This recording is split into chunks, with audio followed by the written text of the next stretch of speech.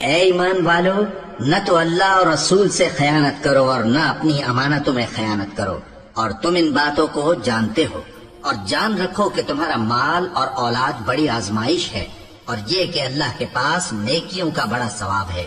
مومنو، اگر تم اللہ سے ڈرو گے تو وہ تمہارے لیے حق و باطل کا فرق ظاہر کر دے گا اور تمہارے گناہ مٹا دے گا اور تمہیں بخش دے گا، اور اللہ بڑے فضل والا ہے۔ اور اس وقت کو یاد کرو جب کافر لوگ تمہارے بارے میں چال چل رہے تھے کہ تم کو قید کر دیں یا جان سے مار دیں یا وطن سے نکال دیں، تو ادھر تو وہ چال چل رہے تھے اور ادھر اللہ تدبیر کر رہا تھا،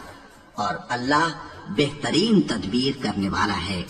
اور جب ان کو ہماری آیتیں پڑھ کر سنائی جاتی ہیں تو کہتے ہیں یہ کلام ہم نے سن لیا ہے، اگر ہم چاہیں تو اسی طرح کا کلام ہم بھی کہہ دیں، اور یہ ہے ہی کیا، صرف اگلے لوگوں کی حکایتیں ہیں۔ اور جب انہوں نے کہا کہ اے